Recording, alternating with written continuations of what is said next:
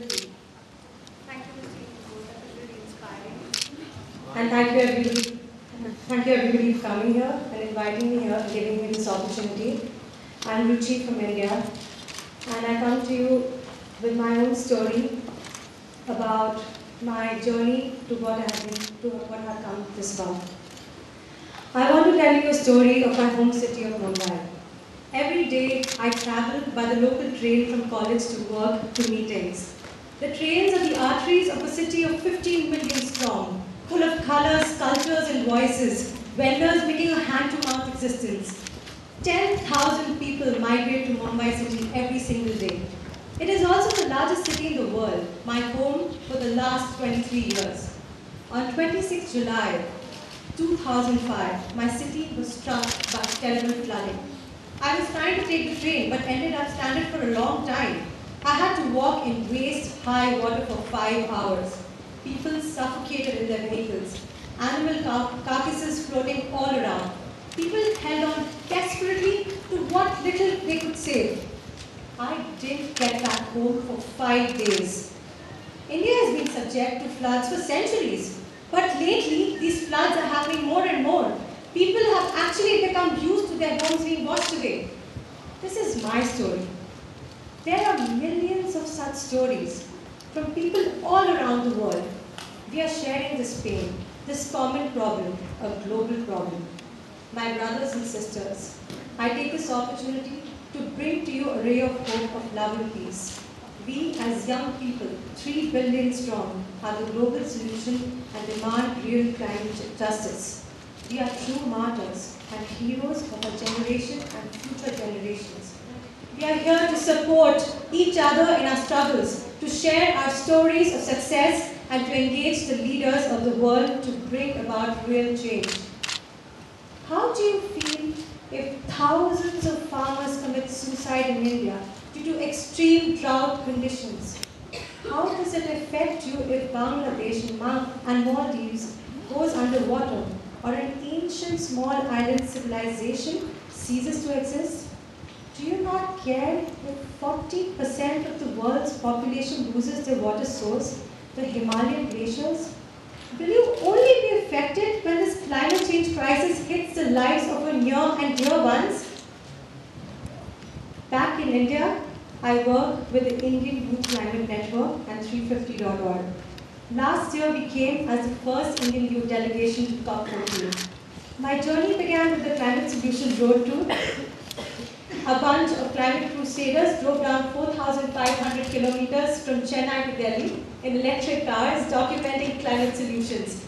My journey to 24th October, Global Day of Action, was a self-realization process, a vision which created a 350 wave demanding climate action from developed nations. In Kerala, a youth organized a cycle rally all around South India.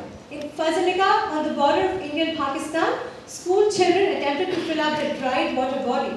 There were massive protests outside the coal power plants in Bokaro. In Rajasthan, women danced to the rain gods for their grace. They have been facing a drought for almost 2 years. Brothers and sisters, we created history. We, as the global youth, created a revolution. We are creating history. We are coming together in numbers from every race and creed. We have cut through our differences. I have a request for you, dear world leaders. Don't let us down.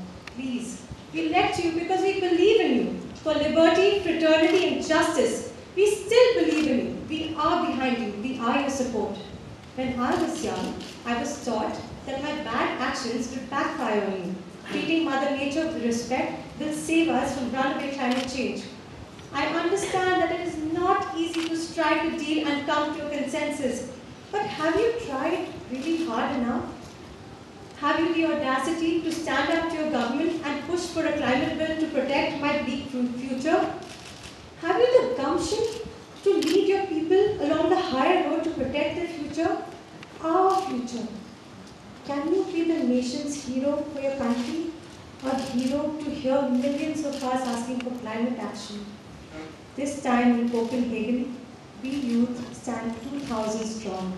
And back home, there are millions more of us taking action at home to keep the pressure on.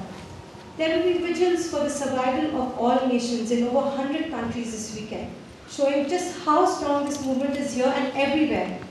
So, we have traveled thousands of miles to be here. We have saved up for months, working around the year, trying one way or another to collect voices from our region. We have selflessly strived to give and create mass movements in our capacity.